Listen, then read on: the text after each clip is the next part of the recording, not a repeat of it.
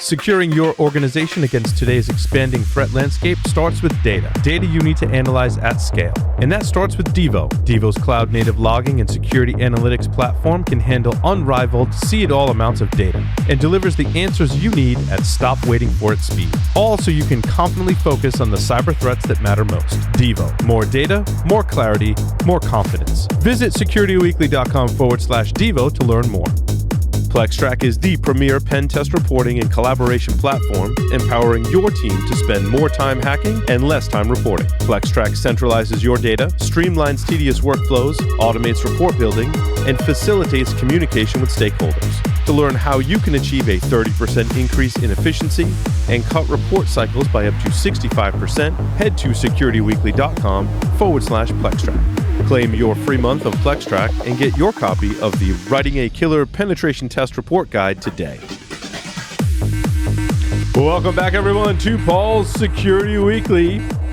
You can follow us on LinkedIn for updates across our organization, show you some highlights and more. You can search for Security Weekly Productions.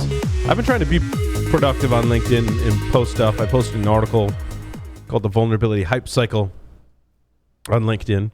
So you can find that on my LinkedIn, which is not the Security Weekly LinkedIn. That's the Security Weekly Productions. Make sure you go check that out. And now we're going to talk about, a special announcement first. Speaking of LinkedIn, for those of you who a big change in your LinkedIn are following me on LinkedIn, there was a change to my LinkedIn. Congratulate Larry on his new position. So after 9 years in Guardians and 16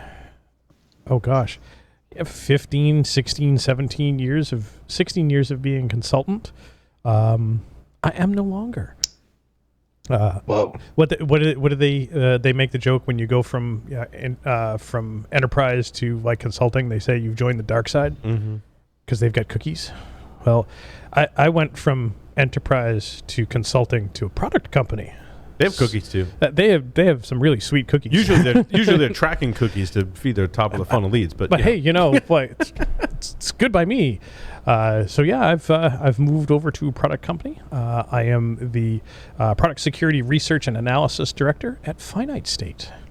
And what does Finite State do? So we target firmware security for IoT, ICS, OT, and all sorts of that type of stuff, providing developers and integrators the ability to analyze their firmware before it goes to market, to give them an opportunity to fix problems before it makes it there, and even analyze any one of their firmwares looking for potential security issues matched to whole bunches of language and SBOM, and building SBOMs out of those as well. Interesting how Larry and I both now work in firmware, which is really, that's a whole conversation almost in and of itself. Yeah. The history and the kind of the passion and desire to just work in that. That space. And so I met with some of the teams today, and I brought us up in a conversation that I said that when Paul, you went to work for Eclipsium, and now that I'm at Finite State, that IoT and firmware security has been a passion of ours for so long. Sorry. Let me rephrase that because I want to actually use the words I used. That Paul and I have been passionate about firmware and embedded device security for so long. It was when it was called embedded devices. Yeah. It was. We started in 2006, really. Yeah. Before then we dabbled, of course, but went kind of all in 06 when we started writing the book, which was published in 07. Yep. It's always been kind of near. Look at us today. You author a course. We work for companies that do it. Yep. Yeah. So a big change. It's only my third day, so I'm, as I was just telling Ben when we were off air a little bit here, I'm still learning. To quote one of my new coworkers, I'm still learning how to climb the mountain and all of the secret tunnels underneath.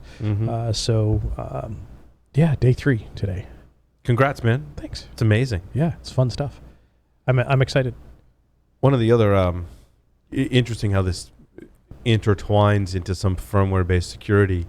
Last week we got the news that OpenSSL on Tuesday of this week, yesterday, was going to announce what they claimed at the time, communicated at the time, was that it was a critical level vulnerability. And they had on their website published a page that defined what critical meant And it's basically remote code execution, like really bad, was what critical means. You can go read it, right?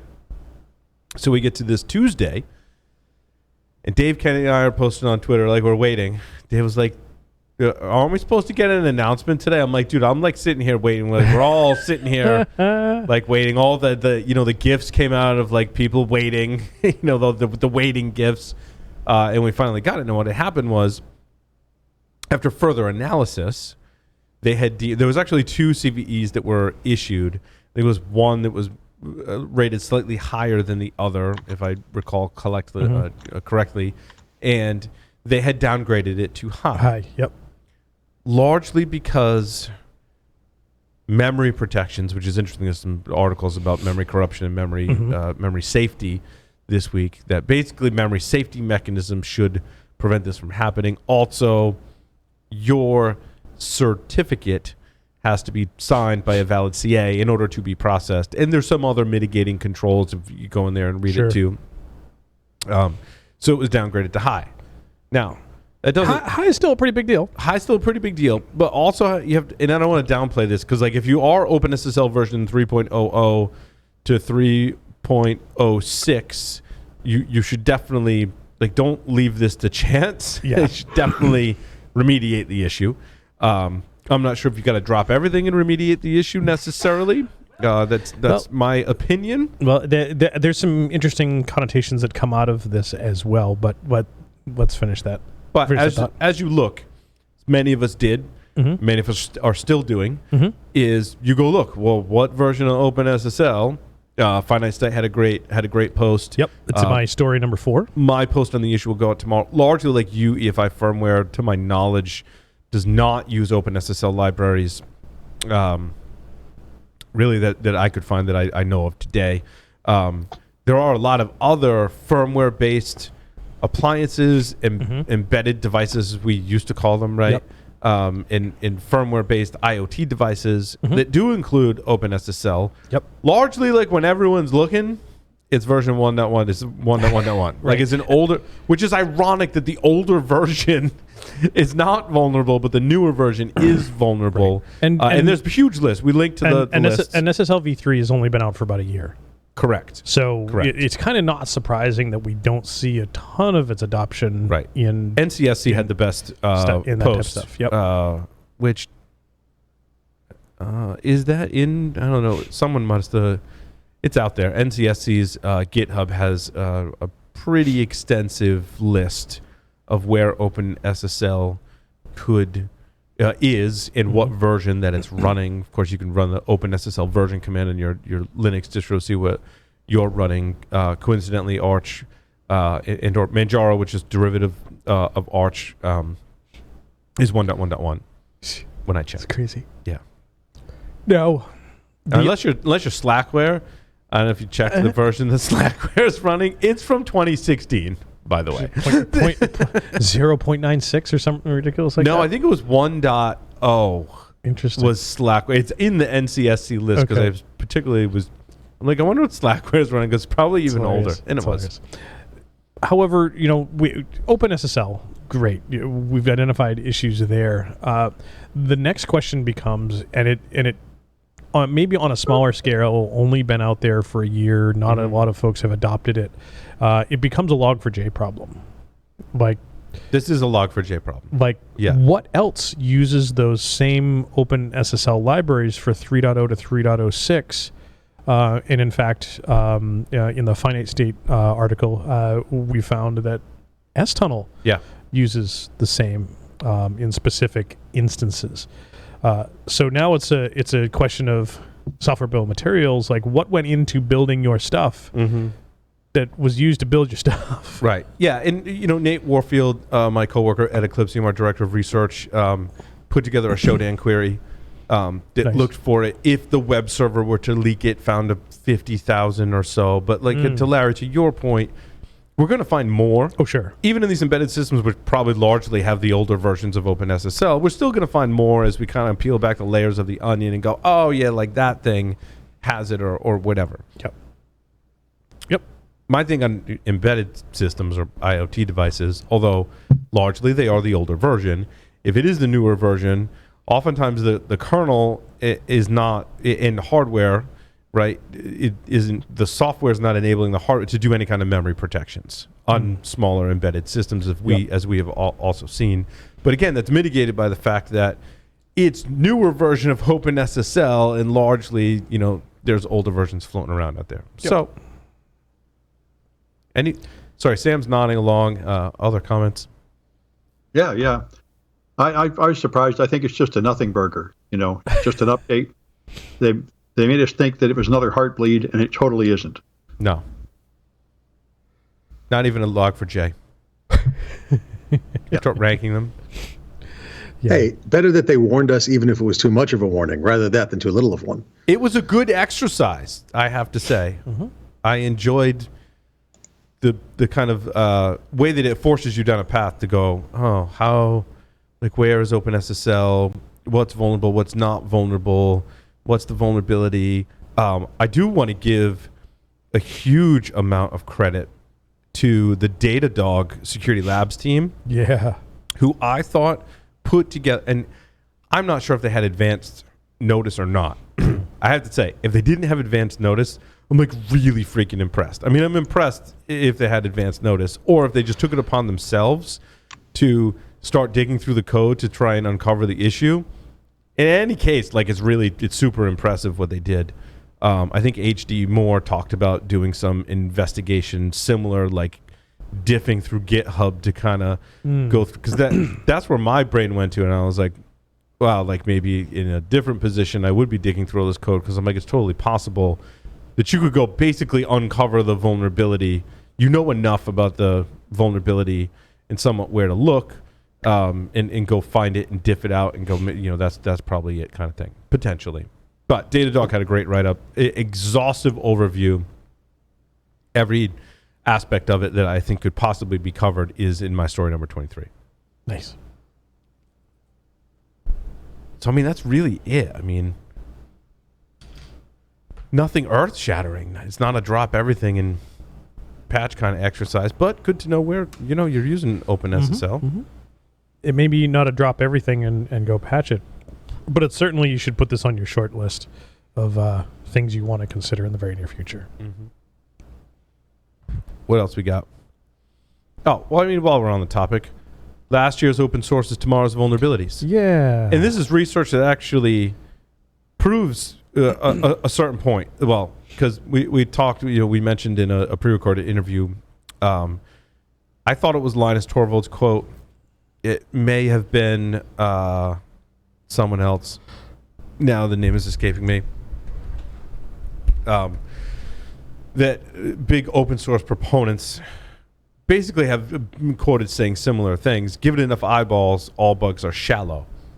And so this research, I don't know who did this research, they set out to prove it. And the real crux of this is they studied how long open source projects took to fix a bug, or discover a bug and then ultimately fix it. It says on average, it takes over 800 days to discover a security flaw in open source projects. So Log4j or Log4Shell, that you mentioned earlier, the vulnerability was undiscovered for a whopping 2,649 days. So how many years is that off the top of somebody's head? 8-ish. More than 8. 365 days in a year. Okay, maybe about 8. Yeah. Did they take into account Bash? How many days was it? The Bash vulnerability was 2649. Quite a few years ago, but it was like a 20-year-old vulnerability that was discovered, if I recall. Correct. 7.25 years. 7.25 years. 7.25. So if we take the average, right? And why do we trust open source? Because it's free. Because everybody can review the code and check everyone can review the code. Because it's free. And eventually, it may take 7.25 years, but someone finds the bug. Hopefully before the bad guys do. Maybe not. It does. I feel like we've talked about this before, but it does beg the question: how many of the bad guys are actually looking for bugs versus just waiting for somebody else to discover it and then quick try to exploit it and capitalize on it while they can? I think that all or capitalize on the fact that it takes a long time for people to patch. I think that all depends on the sophistication and the funding of the adversary and their goals. Yep, and their goals. Agreed. One thing that's missing here is a statement of how this compares to commercial software. I didn't see that. Did you? That's a great point, Sam. Yeah. That's a great. I did not consider that because I am stuck in open source world. I know, but maybe commercial software is no better. Is there any commercial software out there today that doesn't rely on a lot of open source? True, Jeff, but back to Sam's point, it would be Notepad? hard. It would be hard to, since the source is not open, it'd be hard to pinpoint when the feature was introduced or the code was introduced that had the bug versus when it was fixed. Like, I think this is something you can measure pretty definitively if you have access to the source code. So in order to conduct the study on commercial software, you'd have to get access to all the source code to that commercial software, which is just not happening, right? Sometime in the future, we should interview some people that are experts and focus on open source, like Security. maybe do a podcast on it. Yeah, or something like that. Kurt and Josh, open source security podcast. There was a Be research interesting. project years ago where they compared Microsoft software that did leak to Linux, and they said it had something like 10 times as many bugs. So I don't know, but At that point, time, yeah, they but those are older leaks Yeah. too, before Microsoft really truly made the commitment to security. The infamous Bill Gates memo. So I mean, it is hard to compare to commercial software, but I think the study that they did, because then they looked at the type of bug and tried to, and I thought they did a good job, right? Like which type of bug would be considered shallow and what would be considered deep. Like basically, they found that like it takes us a long time to find any kind of bug in software. It basically disproving what we all know was true. Like you got to have the right eyeballs in the right spots to find all this code, and that doesn't always come to fruition. Not to mention the code is always changing. Not to mention that some of the code is really hard to understand. It takes a very highly specialized skill set to, one, read and understand the code, two, actually write that code so that it's functional. Then I think like the third level, I've talked about this with the Qualys research team, we'll actually talk about probably next now, that skill level to understand, like read and understand the code and discover vulnerabilities in it is even like a next kind of up-level skill set, in my opinion. So that's how we end up with a lot of code, such as, where's my my Qualys story? And I love the name, Lilu Multipath, which is a play on multipass, authorization bypass and symlink in multipath D, which is interesting. Multipath D is really, it's software that gives you multiple paths to like your storage devices. In case one of those paths fails, you still have a path to, I think it could be used for either network or storage. It's like an IPC, the way they described it. So they did a great job writing this up, reporting the vulnerability. Their side note I thought was really interesting. So one of them is like a symlink style attack. And in their side note, they say, we thought the symlink attack would fail because dev SHM is a sticky world writable directory, and the kernel's FS protected symlinks is one by default. They said, to our great surprise, however, it succeeded.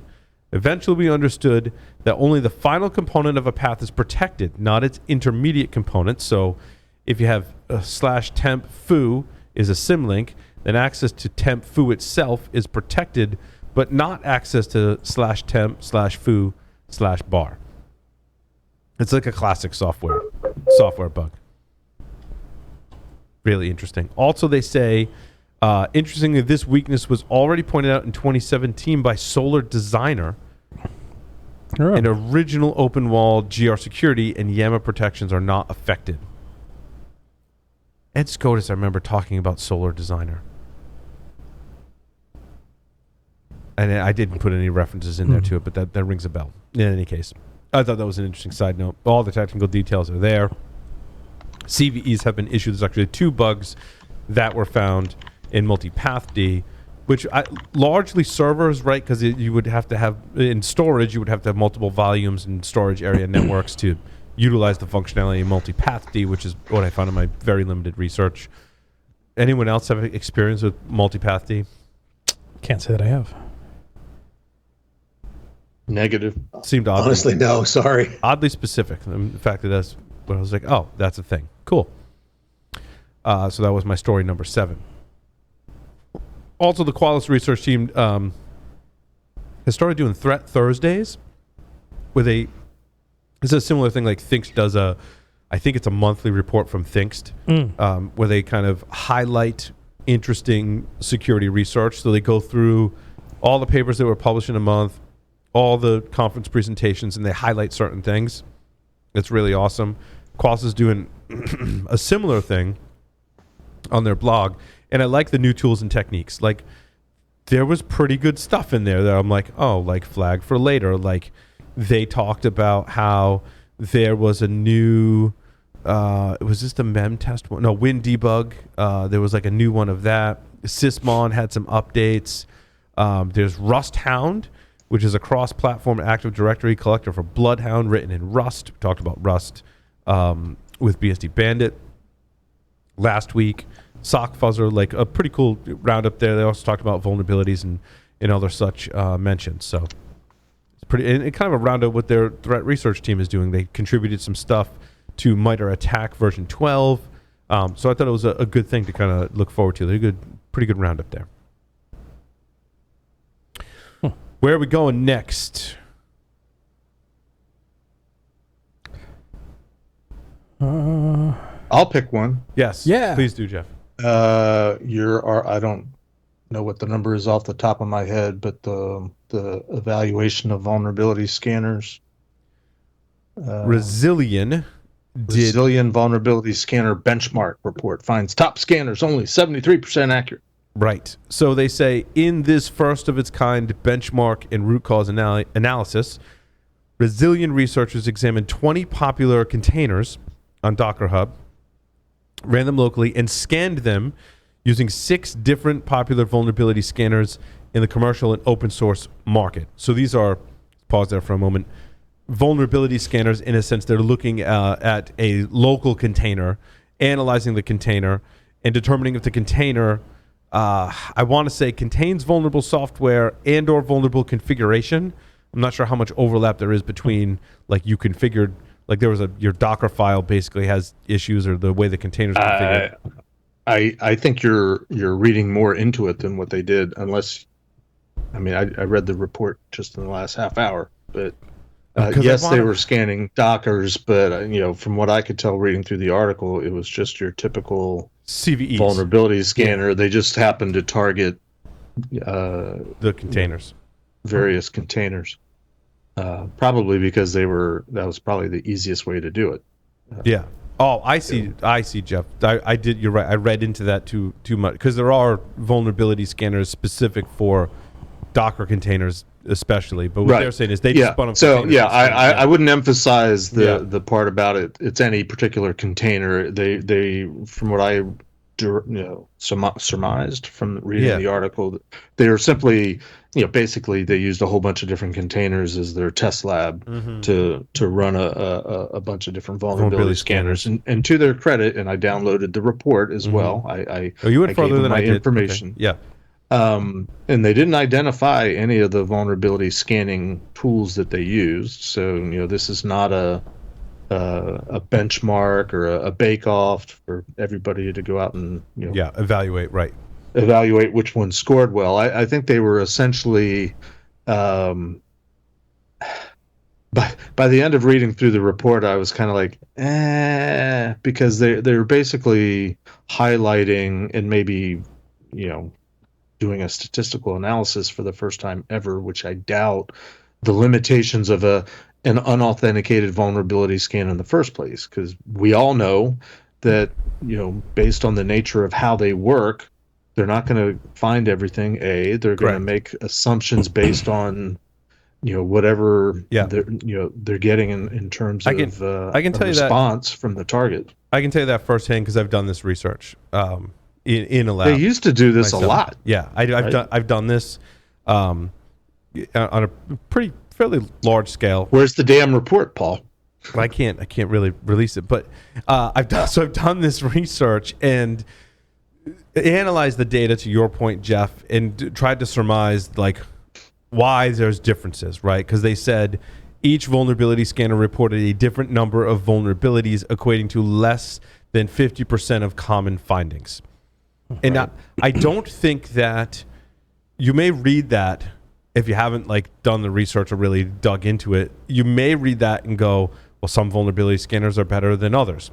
Not necessarily. They tend to count them differently. Or they've got a check for a vulnerability, but they fail to reference a CVE.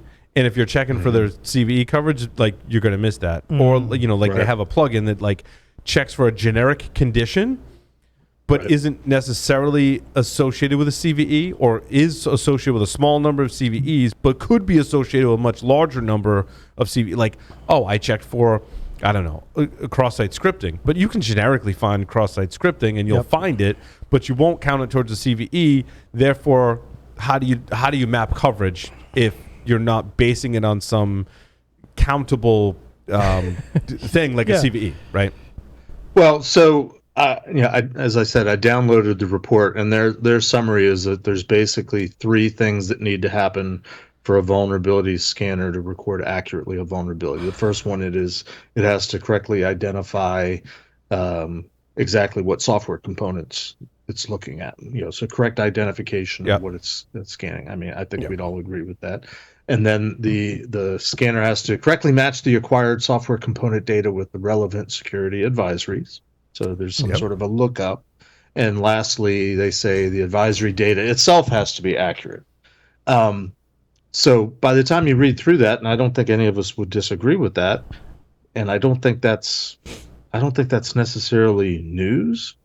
But maybe I'm jaded because we used to work for a certain vulnerability scanning vendor, and maybe we know more than most, and we've looked at the competition more than most. But by the time I finished reading the article, I was kind of like, I wasn't sure what their point was in reporting all this, because they don't come out and say don't do vulnerability scanning or anything like that. They don't recommend one product over another. So I would pose as a question to our esteemed set of co-hosts here, what could possibly be the reason why you would put out a research report saying that vulnerability scanners aren't 100% accurate and they're problematic and they shouldn't be relied upon for fill in the blank? I mean, if you are promoting a solution, I wouldn't even say product, but maybe you're promoting some sort of solution, different solution to the problem, even more generic than that, Josh, right? Like a different solution to the problem. Like, shouldn't rely on vulnerability scanners. Like, we should just all patch all of our stuff and inventory everything and just patch it and not worry about remotely trying to identify vulnerabilities and then patch them, which I'm kind of a fan of. Larry, instead of Larry, what's he smoking? Yeah, or instead of over the network scanning, that you do all agent-based stuff, all agent-based, Or and all only do agent-based. all credentialed scanning, right? Exactly. So what I hear you saying, Paul, is this is a marketing pitch, essentially, probably for whatever Resilient does, which I don't know. I mean, you could almost. I mean, not that I necessarily would, but you could go start declaring things dead, which people love to do, right? Like IDS, right? You could say like network vulnerability scanning is dead in a certain sense. No. There's better ways to get that data other than going across the network. However, going across the network gives you that unique perspective of going across the network, right? But it all we need to have now's when we need to have like that daily double, sound come up. It's time for our PCI moment. Because it is perspective. It is how you're solving the problem. Like, the end goal should be knowing if you have vulnerabilities in your software that you're running on your system, and have a process to go fix those. And when you fix those, have a process to go check that they've been fixed, right? I like Larry's PCI very basic. You put an agent on every system that you can, and tells you if shit's vulnerable. I want to make 2 points relevant to the PCI data security standard. The first one, which I've said more than one time on this show, is that vulnerability scanning is part of requirement 11, and requirement 11 is not part of what PCI DSS calls the goal of maintaining a vulnerability management program. Those two requirements that fall under vulnerability management are requirement 5 and 6, which for in lay terms is the antivirus, anti-malware requirement, have something running to detect and prevent bad things from happening. And requirement 6 is where you get patching and change control and secure coding based on, they refer to OWASP top 10, but anything in terms of vulnerability scanning is not under vulnerability management? Vulnerability scanning in the PCI data security standard is not part of vulnerability management. That's my first point. And I think this report would tend to, I think this report, if anything, would speak to companies that do rely on it, because most of the vulnerability scan engine vendors that we know advertise themselves these days as vulnerability management something or other. Just food for thought. The second point, though, is in version 4 of the PCI data security standard, which came out earlier this year and technically doesn't become effective until March of 2024. But given that you're looking back 12 months, it's basically starting to become effective early next year. They are now going to require, with a year grace period, so you don't have to do it for another year, both unauthenticated and authenticated scanning for what they call internal vulnerability scanning. So anything inside your network, anything inside your CDE. This report and the write up about the report, there was no mention of this doing any kind of authenticated scanning. So I'm assuming that this was all unauthenticated scanning. So my question again to the group would be, what do you think is solved in terms of all this, unreliability of a vulnerability scanner by doing authenticated vulnerability scanning? Well, I think go ahead, Sam. But this report is going to help me, because I've got clients that trust these things way too much, and I can't convince them to stop trusting them. They actually run a scan, and they actually make their coders fix every single thing the scanner finds, and then they think it's done. And I keep telling them the scanners aren't that useful, and I'm not having much luck convincing them. So to me, this is a valuable thing to have out there as a reference. Well, don't give them your name. I'll drop the report in Slack for you. Or maybe I'll put it on the Discord channel. Put on the Discord channel. I think a lot of people would find that useful. It's a fascinating concept. We spent some time on Twitter and talking about the difference between O-Day vulnerabilities and O-Day exploits. I mean, we're talking about the definition of vulnerability scanning as not part of vulnerability management. It's fascinating how, as we grow as an industry and as a science, not just an art anymore, that we are really working to dig down and reach back and find out the actual definitions of what we've all been working on forever. I'm sorry, maybe I'm getting too philosophical. I think today, Jeff, back to your question, is that you need something, air quotes, authenticated. I think today that's largely accomplished via agent on your systems, which is ironic that we have to put more software on our systems to get the vulnerability telemetry of other software that's already on our systems. Oh, right? The irony. But that's the irony. And that software should enumerate all the vulnerabilities on the software that's on your system and allow you a way to apply a patch, or at least link to a way to apply the patches to all the software, not just operating system on your system. And it's still a fascinating thing for me today to think about a feature that's probably over 10 years old in a particular vulnerability scanner from Tenable that would, if it had an agent, right, it could tell you all of the Linux software that was installed from the package repository that's running on your system. It would then look at the list of running processes and go, this process is running and it didn't come from a package management repo. Someone like compiled it or ran it on their own. I think that's the kind of some of the data that we need. But I'll stand by saying you need, I think today, if I were the CISO, probably would be some kind of agent-based vulnerability. Part of my vulnerability management program be an agent in every system that not just reported vulnerabilities, but help me fix them. Mm-hmm.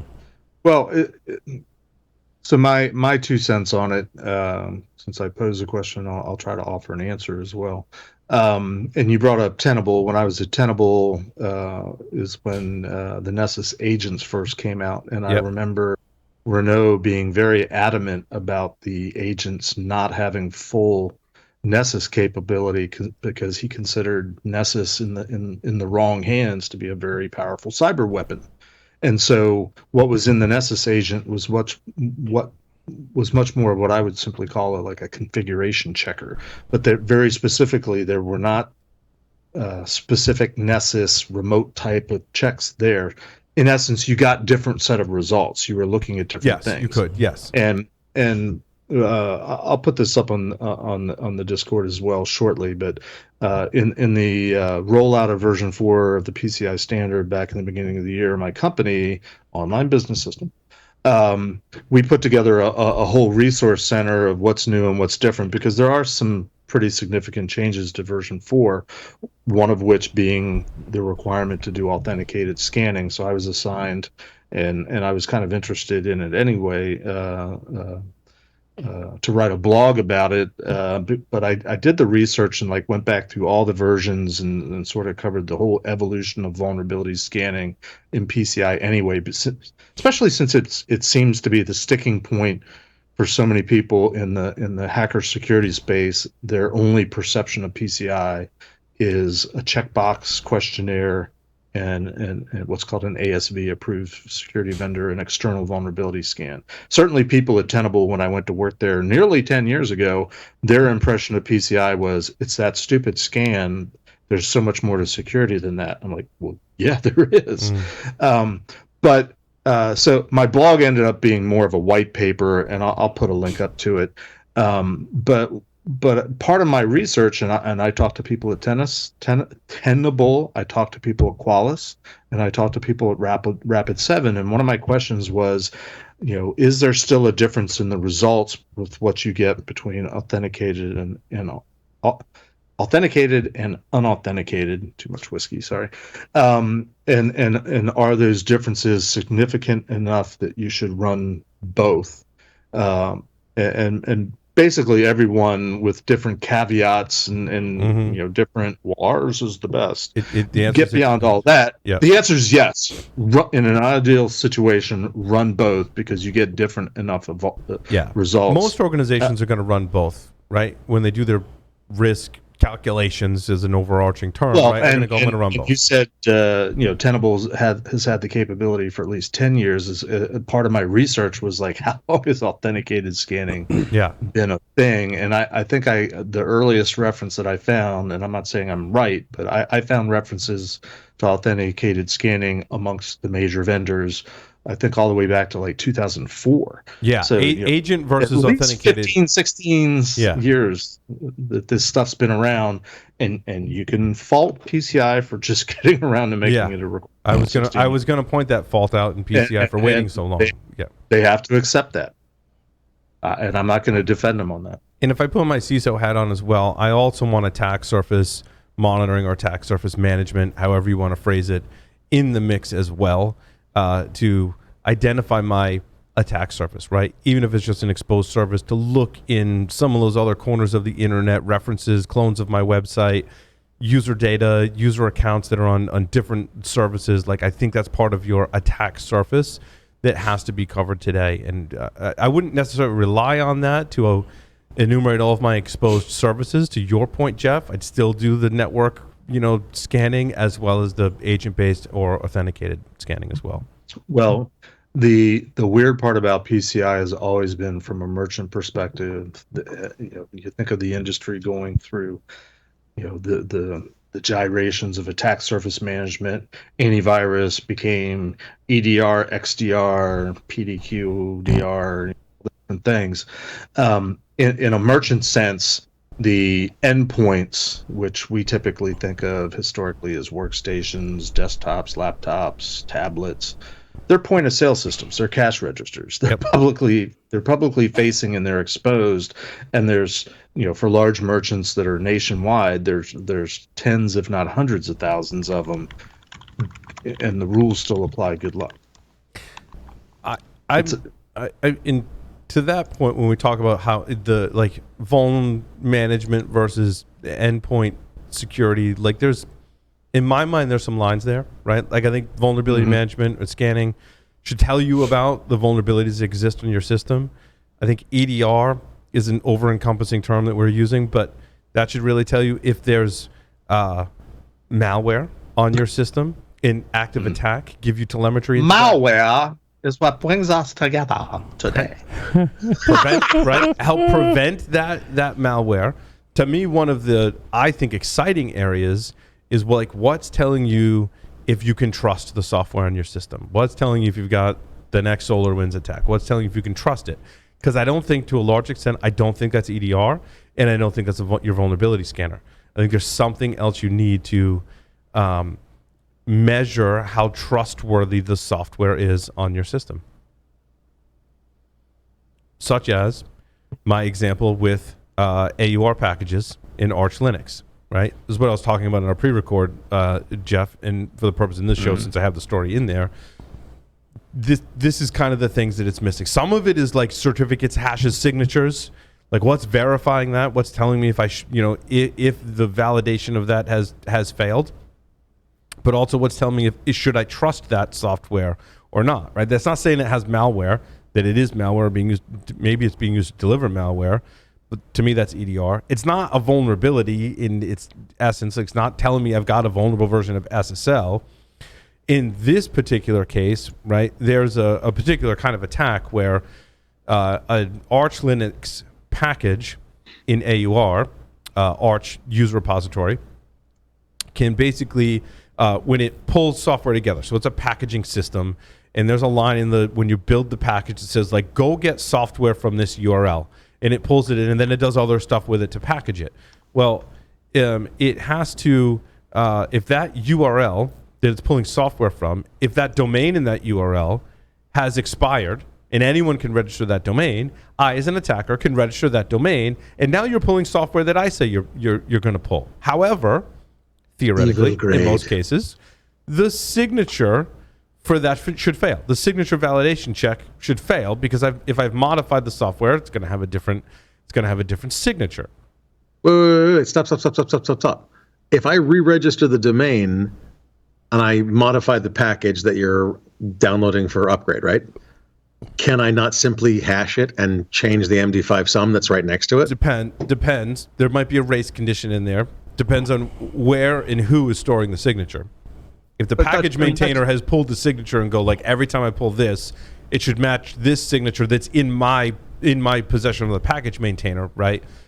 Until such time the package maintainer goes, oh, like, it's failed, let me go grab the new one. If the new one has been forged by the attacker, Josh, you are absolutely correct, right? Right, but is this a proper code signing certificate? Because if it is, you can't forge it. And you can't forge it that easily. I think it's just a signature, Sam, to your point, right? I don't think it's an actual... it's just a hash? It's a hash, right? If it's just a hash, if it's just a hash, right. If it's just a hash. They don't bother signing their code. I don't think it's a signing. Maybe in some cases it is. Maybe it varies by package. But when you read this article, I believe they're in reference to a hash, right? So what can happen is if the hash changes, right? The MD5 or whatever, SHA hash, whatever's changing, the package maintainer also has control over whether the package will validate the signature or not. And I'm like, wait a minute. If I'm maintaining a package, I'm pulling software from someone else, and then I turn off signature validation, shouldn't the end user who's pulling down that package, like me or the administrator, get a warning that says, like, hey, you're pulling down software and the signatures weren't checked for that software? Wasn't checked. They turned it off. Updates required valid signatures, and they have for years. I mean...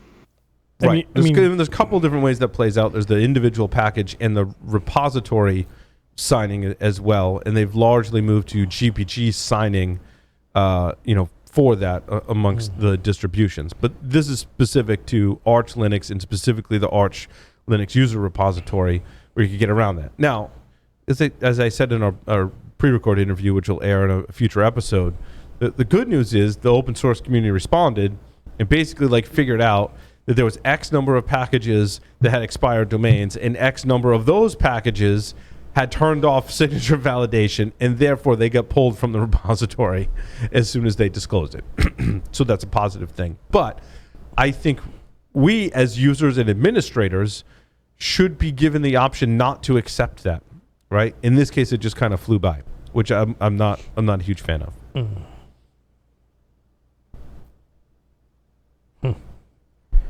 But again, it's free, and I don't want to spend the time packaging it and maintaining said package, so I have to trust that someone else will do it and trust that they'll do a good job of doing it. And we don't just have this problem with Arch Linux, right? We have this problem across the board with any kind of software package, really on any operating system, quite frankly. All right, I think we need to hit one of Sam's stories. I had not seen Sam's stories yet, but yes. I was looking at it. I think the most important one is probably the last one. Europe, brought us GDPR, which really has changed privacy rules. It's gotten more rules. One of them took effect yesterday. The Digital Markets Act, which they say is going to force companies like Apple to stop restricting us to use just the Apple Store for apps. They're going to force the apps to open their walled gardens and accept apps from elsewhere. And there's another one coming up called the Digital Services Act, which is going to require risk assessment of algorithms, and it could force social apps to open their data to outside scrutiny, like TikTok. So once again, I think Europe is in the forefront of legal regulation of internet products, and it'll probably have a big effect. Look, as much as everybody hates the walled gardens of the app stores and such, but I mean, let's be honest, unless you're vaguely sophisticated technologically, having the ability to download from any app store around, including, Bobco's discount app store, may not be the best idea. Not for security. Not if you care about security. I agree with you. I mean, this is what makes Apple secure, is mainly that you're locked into that app store. So I'm not sure that's good for security. But anyway, it happened, like yesterday. That'll be interesting to see how that plays out. 1-800-DOCTOR. The B stands for bargain. I've got arguments on both sides, because I had a client in the early days of mobile applications that was trying to navigate Apple. In fact, come to think of it, I think Apple was the client, or at least it was an app that was supposed to go through the App Store, and we were supposed to approve it and endorse it.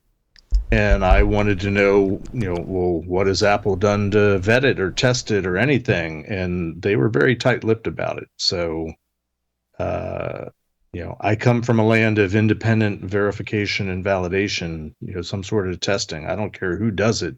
Just tell me what they did.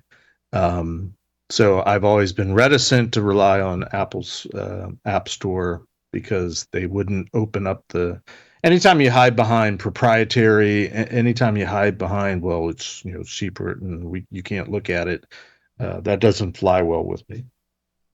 On the other hand, I agree, downloading apps from just about anywhere, that's probably not a good idea. Yeah, but that's Apple's MO. The secrecy thing technically in many cases doesn't always last that long. Yeah, well, that's what the second one is about, ending that secrecy, and I think that might be good. People will have to tell you what they're doing. Apple doesn't want to tell you what it's doing, though. I mean, we see that with Apple Silicon, and their firmware and protection mechanisms are not their kernel, which you had a story on. It segues nicely, Larry, right into some of that opening up a little bit, and Apple being a little more transparent about how it's thinking about security, which is a step in the right direction, but Apple still remains this walled garden, if you will.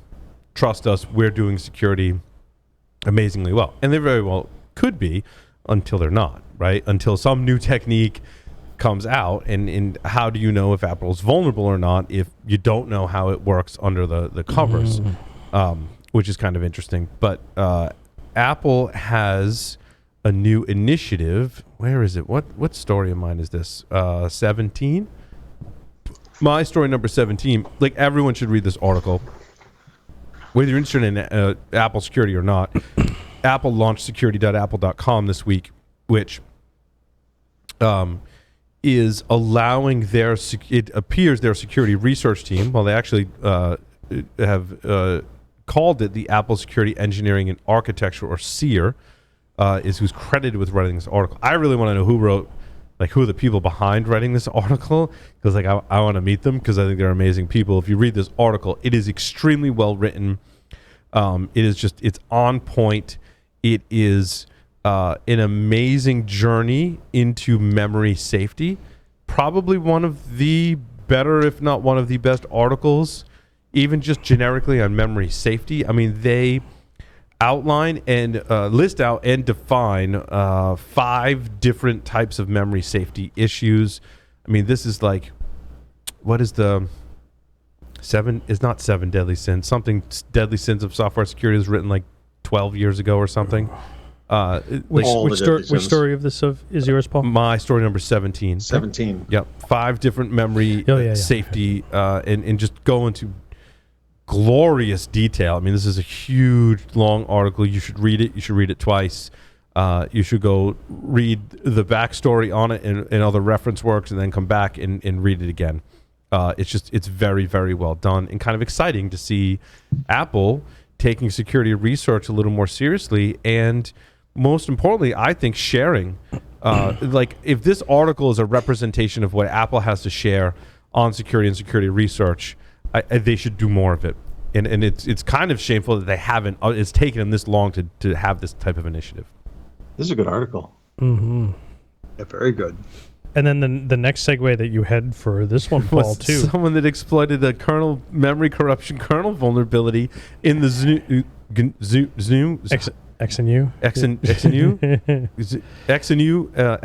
kernel exploitation bug. Yep. Story number 19. Story number 19, which is the memory corruption, memory safety issue. The irony. In the XNU kernel.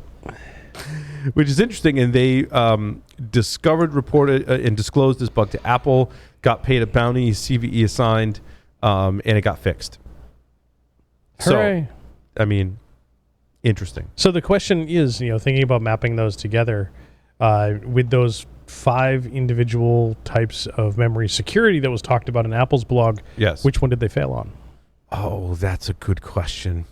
I should have been more prepared for that. I mean, we could we could suss this out real quick here, right? We could. We should be able to. Oh, I think they said it in spatial safety. Was it spatial? No, I would argue spatial safety. So that notes that memory bounds. Allocation is a particular size and it's incorrect access. Yeah, to any memory outside would be out of bounds. It's what we would call a traditional buffer overflow. Yep. Mm-hmm. No, or so and effectively it looked like the one for the simple Apple kernel bug was the user defines how long it is, right, despite the software defining how long it actually is. Both great articles. Definitely should spend some time with them. One of my other favorites. Well, Larry, let's go to one of your stories. Oh, I didn't have many this week, but I think that. Okay, let's not go to one of your stories. Okay. No, okay, let's go to one of your stories then. So one of the ones that I definitely wanted to call some issue to, and it is a little bit of a rehash of an older story, but still very valid. And that, then taking that potentially even a little further. My story number 1, planting tiny spy chips in hardware can cost as little as $200. This is from a rewrite, a summary of Monte Elkin's conference talk about how for under $200, all inclusive, he was able to include some additional hardware into some Cisco devices, effectively creating a hardware-based backdoor. The chip itself was from an AT-Tiny 85, which he removed from a $2 DigiSpark Arduino. The remainder of the cost was the hot air soldering tool, a microscope, and some various supplies. Where on the board did he implant the hardware? Did you get into that in this? Yep. So in this particular example, he actually called Blendster to solder it. Yeah, exactly. You just saw Blendster like Larry. No. Monte's a very accomplished hardware guy. So, but he implanted on the bottom side, in this case, of a Cisco ASA 5505 firewall. And effectively, what this device did, it was programmed to deliver a set of scripts on startup. Mm-hmm. So it could tell when the device was powered on, And once powered on and the serial port was activated on the 5505, it would initiate the break sequence and modify the configuration at break time to include additional configuration for additional admin users and so forth. Oh, so it's like configuration It ran injection. password recovery. Yep, ran password recovery. Exactly. Ran password recovery, recover the password. It recovered the password so that you could access it after boot and modify the configuration, change firewall rules, and so forth. That's amazing. It's essentially a rubber ducky for Cisco. Right. Yep. Yes. Yep. The big one were like, hey, because this came out of the Supermicro attacks from a little while back. That was some mimics of the attacks of some Chinese hackers featured in a Bloomberg story. Yes. A while back, and effectively, as Monte put it, like my attack might not be the size of a grain of rice, like some of these other folks did, but if I can do it in my basement, right, with a $2 chip and some tools I already technically had on hand, what can someone with a sufficient level of funding accomplish? Well, I just want to point out that Bloomberg story was apparently fake. Yeah, Everyone denied it, and they never proved it. Agreed. Which is the amazing part is that the story was fake, yet a researcher went and Trammell Hudson effectively built a proof of concept based on the fake story, which is amazing. Yes. It was. Well, I mean, one of the explanations when they were researching what happened with that story is that it was planted as an espionage operation to fool people into thinking they'd done it. But it was definitely plausible. Mm-hmm. And Trammell's amazing, by the way. Yep, absolutely. And to caveat this, while this was an add-on to be able to do some stuff, my other story, number 3, is even more fascinating. You start talking about that, the chip the size of a grain of rice. Well, why do you even need to add an additional chip? You just figure out what the dies of the actual chip are, and then you modify the actual logic of said chips to include some Trojans at the factory at the component level. Like, to me, that article was like way over the top of my head because we started talking logic gates and transistors and like deep stuff, but the big deal was that instead of adding stuff, you're modifying the original hardware at time of silicon manufacture. Are you modifying the hardware or the code running on the hardware? Silicon, the hardware. So you're modifying not the firmware or microcode. Yeah, you're actually modifying the hardware, and it looks just like an Intel processor or whatever piece of silicon die that's in. The only way you're going to detect something like this is if you decap it and look at it under a microscope. Interesting. Yeah. Because there will supposedly Israel really did that to some missile detection systems they sold. I'm not surprised.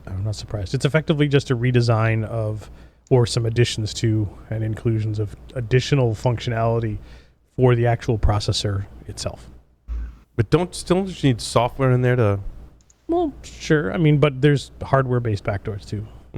That's interesting. Because I'm just thinking things like Intel has design protection mechanisms for some of this stuff. BootGuard being one of them, cryptographically signing software running on the actual hardware, right, to prevent against the actual firmware being tampered with.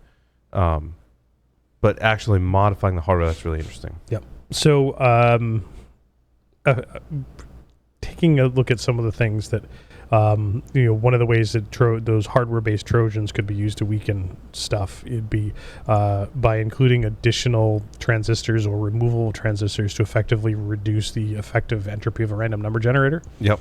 And revealing some of the internal operation by changing the output and so forth. Like, this stuff is on a microscopic level and is absolutely terrifying. I can't wait to float this one around internally at my day job. It's going to go over like a fart in church, right? We'll have some nerdy conversations for sure. Oh, yeah. Oh, speaking of nerdy conversations, did you read my story number 9? Number 9. Love potion number 9. RC4 is still considered harmful. This came from Google's Project Zero. Essentially what they're describing is a way in Active Directory to force Kerberos to go back to RC4. Let's see if I got the quote in here. Oh, man. Yeah. So it forces it back to RC4, MD4, and an older variant of RC4, HMAC. And so you can fix this. So the article is like, you got to brush up on some RC4 stuff, but more importantly, you got to brush up on how Kerberos is used within Microsoft Windows. And they have references in there for that. But, backwards compatibility. In fact, one of the protection mechanisms is named allow old NT4 crypto. Oh, jeez. Speak to you Ancient. should set that to false. Like, don't allow old NT4 crypto. So they say the only fix they can find is the KDC service for the domain controller. Microsoft added a new flag which by default disables the RC4 MD4 algorithm and an old variant of RC4 HMAC with an encryption type of -133. This behavior can be re-enabled by setting the KDC configuration registry allow NT4 crypto.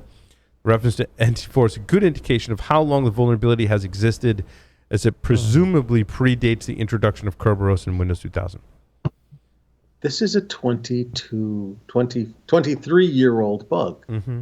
Minimally. When did Win2K come out? 2K. No. No. No. No, they've always been behind in their. I know. I mean, it's old, but it's probably. All right, so call it 20 years. years. Who the hell cares? I mean, it's fucking ancient at this point. I care because I'm a stickler for details, bitch. He's overly pedantic. Yes, It's I so am. cute when you're getting pedantic. I know. And that's with a capital P. Well, no, only if it's at the beginning of a sentence. He's right. It's great. Pedantic Jeff is. Yes. See that? Use it in the beginning of sentence. It is a great read, very well done, and basically identifying that you can, as in many other kind of Windows-based attacks, force it to go back to an older algorithm or encryption standard that is more vulnerable than the more modern ones. In a really, really cool way. But I mean, this is like downgrading GSM encryption to get It's your a cell phone to downgrade. talk. Yeah, it's a downgrade attack. No, We've it's a seen downgrade, a lot yeah. of examples of that. now, color me wrong here, or prove me wrong. Are we still using MD4 as part of password storage for Active Directory?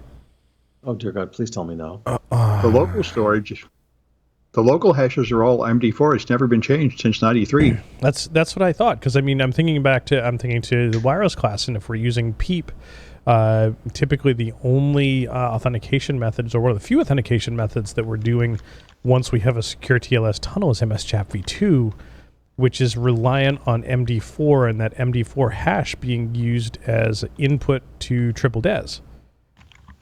The part that goes over the Which wire. version of triple DES? That's a good question. 1 key, 2 key, or 3 key? 3 key in this case. Yeah. Because taking the MD4 hash and you're splitting it into three chunks. But The problem is that the third chunk is not long enough, so they pad it with a number of null characters. But this is Kerberos, so it's using it differently than pre-Kerberos. Not exactly. Yep.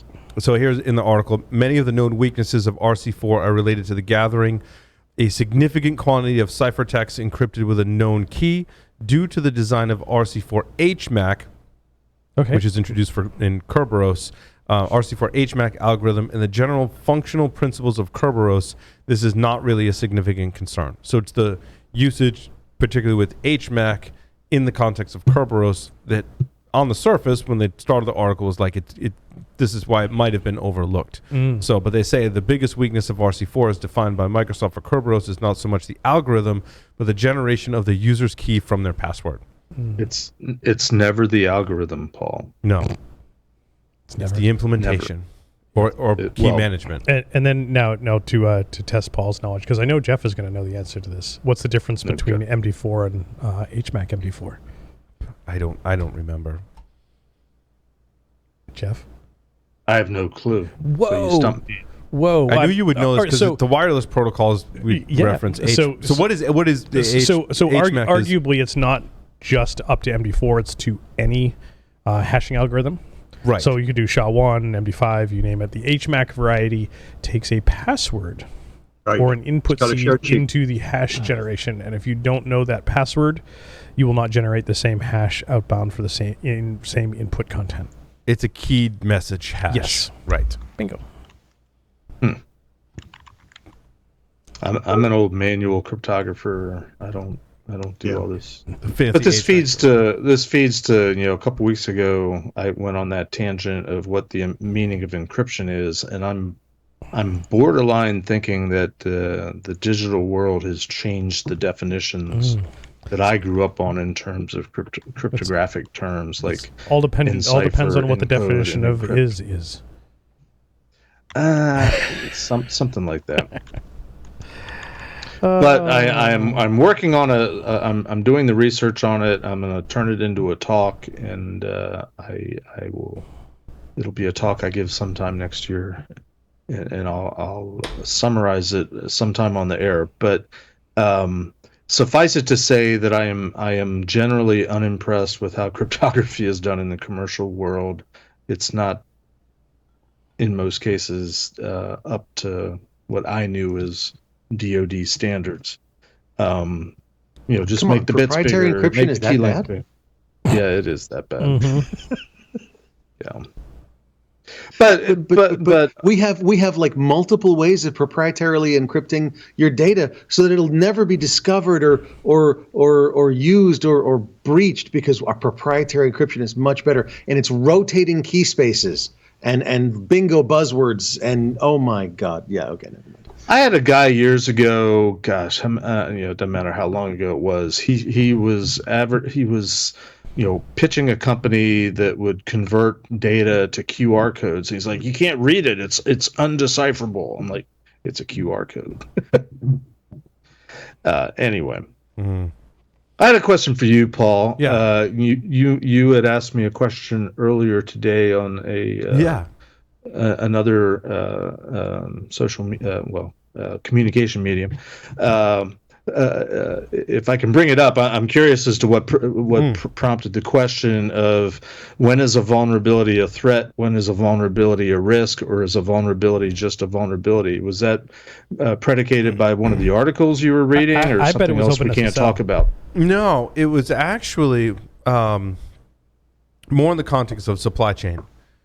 Because when I'm reading about supply chain, like my shit detectors kind of go off when I read certain things, because it's sometimes not easy to decipher if they mean supply chain risk versus a supply chain vulnerability versus a supply chain threat.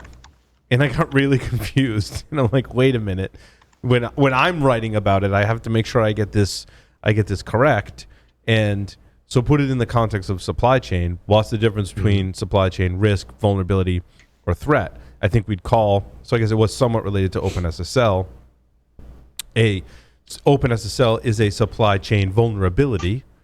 Right. If someone were to exploit that and have an exploit and be actively exploiting it, that could be in OpenSSL. That could be. But to simplify the question you posed, at least in part, is a vulnerability still a vulnerability if there isn't a known exploit?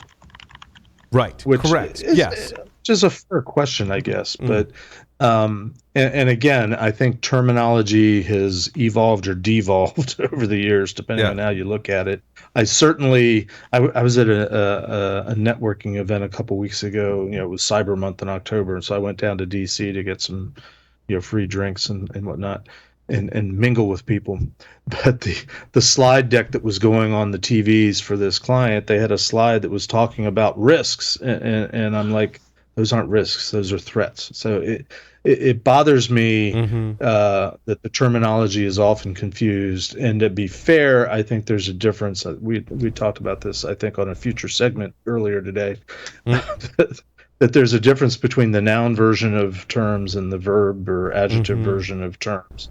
But I'm not saying I'm right, but the way I learned these terms was based on what was called the risk equation, where risk, insert a bunch of math, is a function of vulnerabilities, threats, and what we called countermeasures at the time. Sure. So my simplistic way of looking at it is, because these are different variables in an equation that lead to a result that all have names, they're all somehow different, and they shouldn't overlap and be intermingled. I'm like you. If I hear people misusing the terms, I'm very quick to move on to the next booth, the next conversation. Yeah, and I think one of my questions was vulnerability versus threat, and I think it becomes a threat if someone is actively exploiting it. If there is an exploit, if there is an exploit, someone's actively exploiting the vulnerability, therefore that is a threat. The vulnerability in and of itself isn't necessarily a threat; it's a vulnerability. Hence, my point of my question to Jeff was like, is a vulnerability just a vulnerability? Like a cigar is just a cigar? At the risk of being a tad too pedantic, I would say, you're trying to determine the overall risk of a vulnerability being exploited, and one indicator of that is whether there's a known exploit or not. The threat, again, in the way I learned it, threats were people. It's the who, not the what. Right. What is commonly referred to as threats today, or what I would have called a generation ago, attacks. But I'm willing to relearn the language up to a point. But no, I think that's helpful. A vulnerability is simply a weakness. It's something that could be exploited. It could be used to get some end result, and the end result, the negative end result, the bad end result, is what you're really worried about, and that's the risk that you're trying to measure. What's the likelihood that something specific bad is going to happen? Data is going to get stolen, our servers are going to go down, and we're not going to be able to conduct business, that type of thing. And you measure that by determining what vulnerabilities that are out there that are weaknesses that could be exploited. The threats in a traditional sense was, who would want to do something to us? Who would target us? It's what the who. Would be their motivation. But that could be extended to how they would do it. What's because there's so much automated. There's the times have changed, the world has changed, the attack paradigm has changed. But so the threats are now what could be launched against us, and what could be attempted, and countermeasures, which I would dare say roughly translates to, in modern terms, what we call security, are the things you do beyond vulnerability remediation, patching, version updating, whatever, beyond identifying the threat. What else do you do from a security perspective to either A, prevent, or B, detect and respond? And then you get into the NIST language, the 5 points for the cybersecurity framework. Well, I think one of those documents. What also brought this up in the context of we use a lot of the supply chain terminology, right? I need to wake Josh up and say S bombs or whatever. Whatever. Well, S-bombs or whatever. But my story number 3 was a supply chain vulnerability that was discovered to be in the supply chain for a software from ConnectWise. And I thought this was ironic to get someone away from the vulnerability threat risk discussion. But I put on Twitter that I feel like there will always be authentication bypass and remote code execution, sometimes at the same time even, to keep hope from being ever truly alive. And then I read my story number 3, which was exactly that. It was authentication bypass with a remote code execution vulnerability. In kind of a weird way, that was written up by one of our guests that came on the show not that long ago. John Hammond and the team over at Huntress was instrumental in not just uncovering this flaw, but showing, I guess you could say, showing that there is a threat here. That if an actor were to follow the steps that they showed, that there is a threat here. Because I think on the surface, this was like, well, I don't know how big of a deal it is. Like, no, this is a big deal. Like, here's what we can do with it. We can basically own the system running ConnectWise because there are all these vulnerabilities. Here's how we exploited them and gained complete control over the system and the software. So first off, ConnectWise is huge in the MSP world. Mm-hmm. ConnectWise is used by so many MSPs. It's not even funny. It's one of the top MSP tool sets. It's an RMM, or remote monitoring and management. It's a backup. It's a. So do we get into like fourth? Do we get into like fourth and fifth party at this point? Because if I'm the yes. If I'm the client of the MSSP, that MSSP is in control of running software on my systems to help me manage my systems. That software comes from a supplier, but that software includes other software from other suppliers, making it like a not just a third party, but a fourth and fifth party, right? We don't have to go that far. How about if I'm an MSP or an MSSP utilizing this software from ConnectWise, and my client is a government contractor, thereby, I've now involved the federal government with this whole kit and caboodle of pain. I mean, it's you don't have to go back into the suppliers and other software. It's like this. There's so many different ways. This is third, fourth, fifth, even sixth party. It's ridiculous. And the problem is that every time you see an RMM, and you had Kaseya, and you had, of course, SolarWinds, and you have now ConnectWise. By the way, ConnectWise has been having outages like for the last 2 months. It's crazy. But I mean, every time you involve one of these RMMs, MSPs and MSSPs are like, we need to back away from those. You're actually seeing MSPs starting to back away from remote monitoring and management solutions entirely, and just using systems that send them data but don't allow them to control unless they log in with a local AD account type of thing. So it's you're gonna. By the way, that means that your prices for MSP and MSSP expect them to go up. Why? Because now I can't do it as easily. I can't automate as easily. I can't push patches to all 7,000 seats in my MSP if I have to go in individually to each company. You can't do it as cheaply, and that impacts your margin. Right. Of course. And if it impacts my margin, guess what? Your price is going to go up. Have a nice day. Thank you for playing. My other story that you could lump into the whole supply chain issues is my story number 2. And I can't believe this was a flaw in GitHub, but they dubbed it RepoJacking. So it's when a creator decided to rename their current username to a new username. And what GitHub will do is they will create a redirect from their old username to their new username. Right, because if you got it's a feature. That's not a vulnerability. It's for convenience. We all know how that goes in terms of security. I renamed my GitHub repo, but everyone's still referencing it by my old username. But now it's at my new username. GitHub conveniently creates a redirect for you. Yep. However, somehow that allowed someone who registering a new username, and I don't know if this was every case or just certain cases, someone could register a new username with GitHub that was your original username that was currently a redirect, and basically stop the redirect, and now I'm in control of your old username because I registered it. Have we not learned anything from domain registration? How many of you have done a search for a domain, and that night you're like, oh, you know what? I should go back and get that domain I searched for. It really is a good name, and boom, it's already been bought. I can't believe it. So it means the attacker. I mean, we've heard about that. We know about a guy that we did that happen to us. Did that, and we let a domain expire and re-registering it, and they were getting traffic that was intended for the website that we had hosted there. That we had abandoned, and arguably, and you're still not allowed to talk about it. Right? Arguably, no. It was it security failed? Yes. Was it .com? Did we own securityfailed.com? I think so. Why did we let that lapse?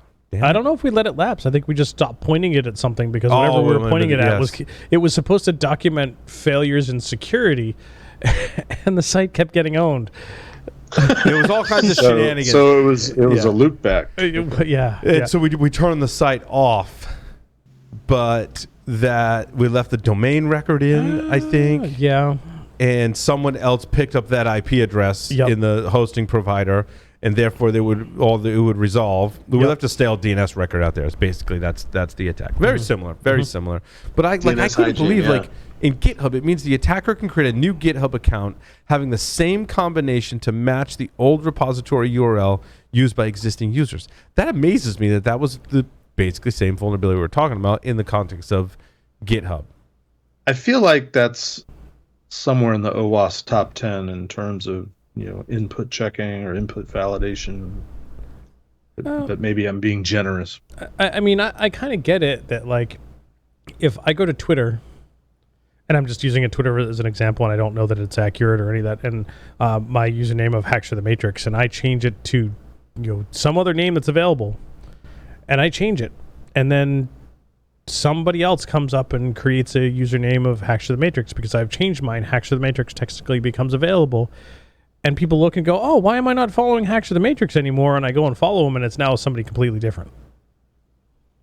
I don't think it was as straightforward as there was some attack, but I don't think it was as straightforward as I was thinking it was. But Look, the detail is that this is simple hygiene, and GitHub apparently wasn't checking for they weren't doing QA testing properly.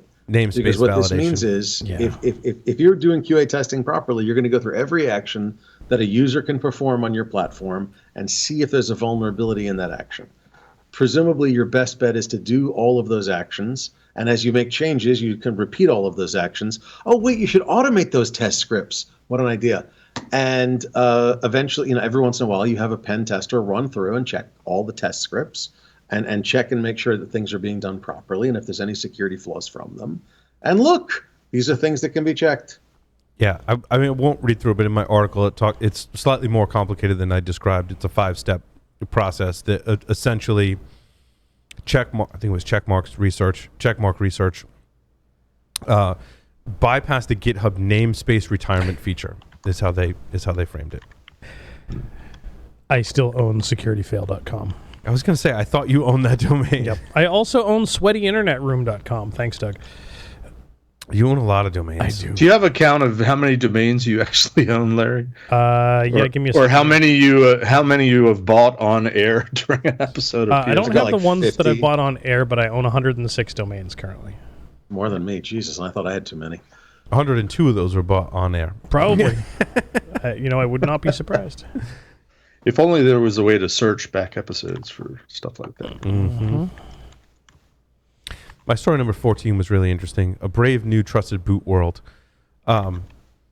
This article introduces the problem that we have, right? So back up a step. Secure boot validates software that's involved in the boot process, right? From generically, I'll call it UEFI to your bootloader or series of bootloaders, right? In the case of Linux, it's shim to grub, if grub's your bootloader, right? Which then loads the kernel, and your kernel then loads modules. And all of that is part of the secure boot process, invalidated via the PKI infrastructure, if you will, that's created for what we call as UEFI secure boot. There's other secure boot mechanisms, but we're talking about UEFI secure boot. But that only takes it up to a certain point in the chain. initrd is that temporary RAM space that gets created. So a little background, initrd is mainly designed to allow system startup to occur in 2 phases, where the kernel comes up with a minimum set of compiled drivers and where additional modules are loaded from initrd. It's like if you got to load a module to load your file system or load your storage device, right? It's just intermittent. And this is very common in the boot process, right? To have this intermittent stage where it loads a minimal set of things, and those minimal set of things can load the more advanced things, right? But typically that's in UEFI secure boot, typically covered by the validation process offered in UEFI secure boot.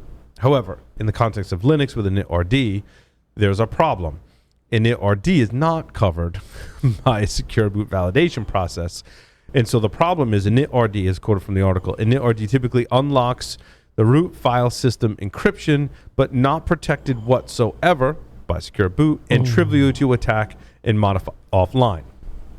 And this is often what we see in the secure boot chain style of attacks, is that at any point in the chain that could be trusted goes out to some other code or file system that's not trusted. That means someone who's not trusted could potentially impact the process. We see this with SMM and other attacks I've described recently as well. So the fix that's outlined in this article is basically to consolidate everything into what they is a unified kernel image, so that all of the code through the kernel, including initrd, is signed and trusted. So basically they say central to the proposed design, the concept of a unified kernel image, UKIs are the combination of a Linux kernel image and initrd, a UEFI boot stub program into one single UEFI portable executable file that can either be directly invoked by UEFI firmware or through a bootloader. And that would solve the problem they go on to describe in detail. I thought that was kind of interesting. So basically take all of your software that should be trusted in the boot process, put it in a unified kernel image, which can then be like this kind of this weird thing. Like you don't necessarily need a bootloader to load your operating system. UEFI can actually load your kernel. Now the problem is you're not going to get it necessarily to load all of the things that it should load in your kernel, which is why we have modern bootloaders like Grub that can pass parameters to the kernel that it needs when it needs to boot on all different, initialize the kernel needs to interface with all different kinds of hardware.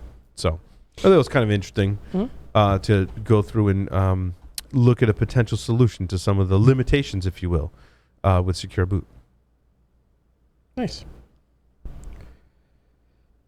There's a Python script to detect canaries, so I thought that was kind of interesting. Yeah, I saw that. I didn't... when you're a pen tester, Larry. Yeah. You don't want to trip on any canaries, and this was a Python script to pull them out, detect them inside files so you don't open up those files and trigger a canary. Yeah, so it would like unzip it, look through everything, and see if there was basically a regex or whatever to look for the canary inside the file. Yeah, that's pretty cool. Yeah, you definitely don't want to trigger those canary tokens and that type of stuff. And sometimes it's hard to, not trip over something. Not trip over something. Yep. 21. I love it. Back when you were a pen tester, dude, that was like last week. It was so last week. So last week, Larry. I thought Jeff froze for a minute there with that face, and I was like, "Oh God, that's frightening." But Jeff's no, pretending to be a fish. Oh, he's on mute. You all right there, Jeff? Yeah, I'm fine. Okay. I was just trying to catch up on the Discord. There is a really cool CTF called Micro Corruption out there that received an update. Have you seen this one? I have. It has been a long time since I've looked at Micro Corruption, but I am familiar with Micro Corruption. They did an update, which is awesome. So it says the Vancouver level will let you brush up on your MSP 430 assembly. We were talking about the MSP 430 microcontroller. Yep. That's one of the few really kind of hardware / firmware-ish based CTFs that are out there. Yeah, it's arguably a firmware based, but it's not necessarily firmware that you might encounter like a Linux based operating system. It's it's not a full firmware. It's more microcontroller based, like code running. I tend to make the distinction. Like your MSP 430 isn't really firmware; it's just code running directly on the hardware. Right. It's microcode. I want microcode. I don't want to say assembly language, but it is the actual direct application of stuff running on the processor. Right. Yeah. I think of firmware as more like bootloader, kernel, file system, user land in one neat little package. Yep. I would agree. And and somebody is probably in their car right now screaming at us because, no, you got that all wrong. Yep. Yeah, we probably do. But that's how we envision it. That's right. So, and hopefully us envisioning that way helps you understand it maybe better, if it's even better than you had now. So, any other articles that we had in there that we wanted to hit real quick? I think we covered sort of all of mine. I think we covered almost all of mine. You think so too? Jeff, any never mind. Jeff is gone. It's just dropping the two of us now. flies out there. Yeah, they can't hang, man. They can't hang. Give me a quick here.